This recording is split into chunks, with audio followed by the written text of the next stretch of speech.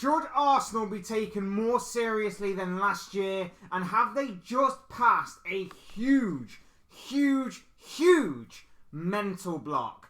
Hey guys, welcome to the channel. Welcome to another video. Today's video we're talking about Arsenal Football Club after their huge victory on Sunday at the expense of Manchester City. It was a 1-0 win in favour of Mikel Arteta's side. If you're looking for a bit of narrative, of course you could say that the student overcame the master, as obviously Pep Guardiola was a mentor of Mikel Arteta. But if you look even deeper, is this a massive mental block that Arsenal have managed to overcome in defeating a very familiar foe in Manchester City, a side that they hadn't beaten before Sunday in 8 years in the Premier League?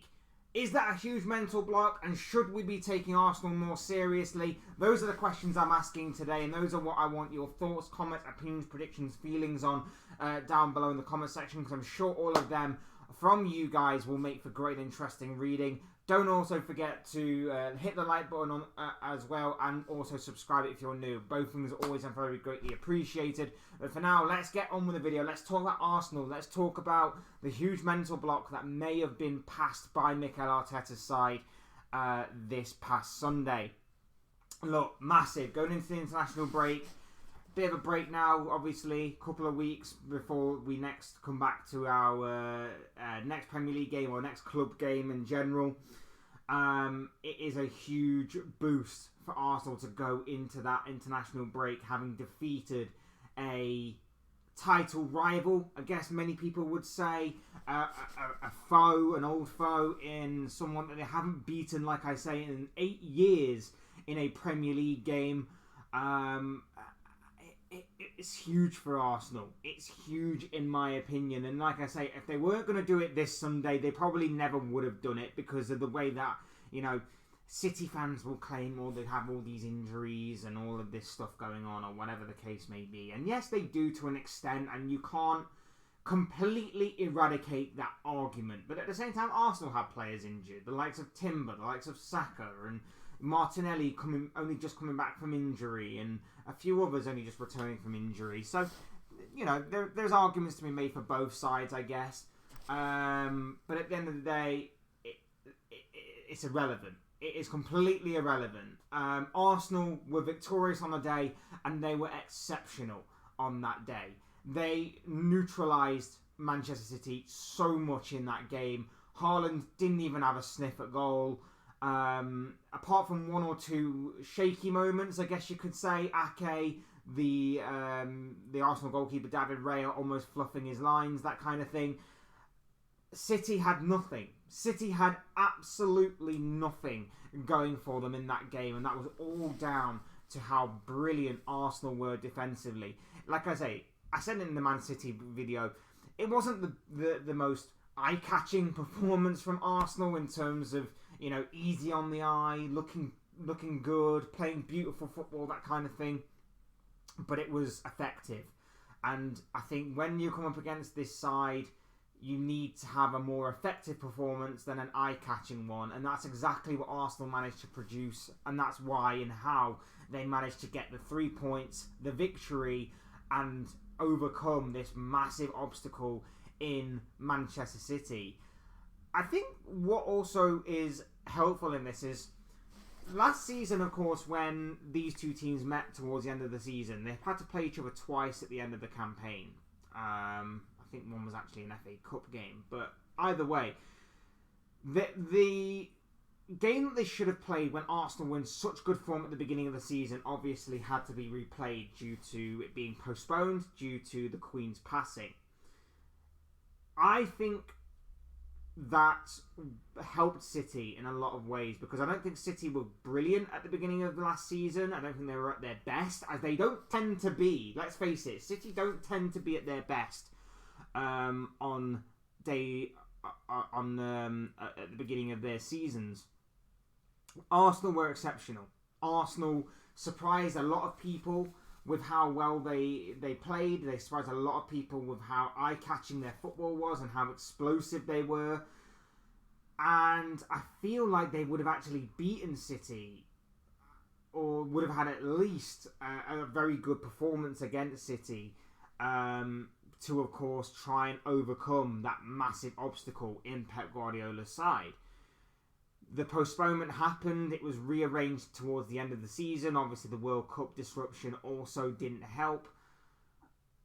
And I think as the season wore on, of course, you saw the mental strength of City go through the gears, as it normally tends to do, as they've been in this situation and that's type of situation before, where they've been title winners and gone through the gears in crunch times and in high pressure times of the season.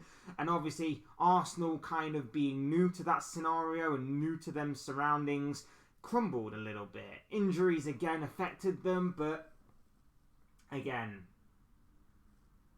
you have to sort of go with what you've got, and to an extent, of course. And I think, like I say, Arsenal were unfortunate. Arsenal completely collapsed, though. That's the bottom line. This time around, of course, playing them early on in the season has benefited them. I think playing them at the Emirates has also helped. I know that Arsenal's home form hasn't been particularly amazing or out there recently in comparison to their home form. I think their away form's actually been a bit more convincing than their home form, I guess you could say. But at the same time, it was a fantastic performance by Arsenal. And justice was served, because we're not going to be talking about it because Arsenal won. But Kovacic should have been sent off. Kovacic 100% should have been sent off. And as a Liverpool fan who, of course, has expressed a lot of anger with VAR over the course of the past week or so, it was incredible that Kovacic wasn't sent off. It was incredible that the Curtis Jones tackle was seen as a red card, but Kovacic's wasn't. It was incredible that not even 2 yellow cards was given to Kovacic, considering and in comparison to what Diogo Jota was sent off for in that Tottenham game last week for 2 yellow cards. But of course, the PGMOL and the FA and whoever else get away with it because the right result happened on the day. Arsenal got the win, so it's sort of swept and brushed under the carpet, which is 100% completely wrong. We shouldn't be doing that. We should be talking about Mateo Kovacic not getting sent off, and again, another example of incompetence from not just the referee, but from VAR as well. It's madness to me. It's absolute madness to me.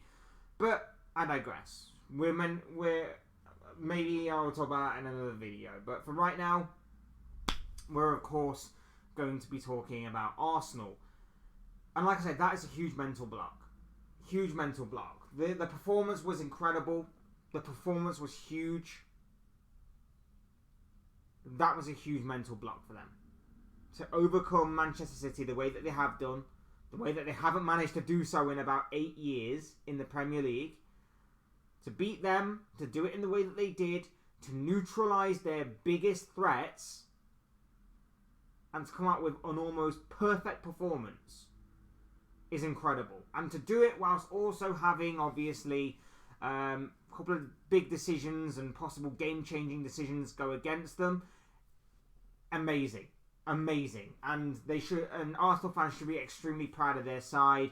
Arsenal fans should be extremely happy with the game, the result, the clean sheet, everything about that performance, because that showed Arsenal's mental strength come right through. And that's why it makes them bigger and badder than last season. It makes them better than last season, or this result should make them better than last season, because that should give them the belief, that should give them the mentality, that should add to more fuel to their fire to make sure that they secure the Premier League title this time around. There are still question marks. There will still be question marks, especially going into the final 10 games or so of the season, what many would consider the run-in, as to whether or not Arsenal can handle that pressure. I think there was pressure on Sunday for Arsenal to get a result, because obviously, A, they were at home, and B, with the amount of injuries that were piling up on City's door, many people were expecting Arsenal to maybe get a result. I thought the quality in finishing would would be the difference maker. I hold my hands up and say that I was wrong in my pre-match predictions. I predicted City to win by 3-1. I was completely wrong. I thought the quality and finishing would be the difference maker on the day, and I thought City had a better strike force than what Arsenal had. I was wrong. But full credit to Arsenal for that. Full credit to Arsenal. Like I say, there'll still be question marks over Arsenal. The run-in, there'll be question marks. There'll be question marks over whether or not they can maintain, because the heat's on them now. Beating City, the heat will be on them. And even at this early stage, the heat will only continue to be turned up a few notches with each and every performance, each and every game, each and every result that goes Arsenal's way. The heat will be turned on them because they're now the team to beat, in my opinion.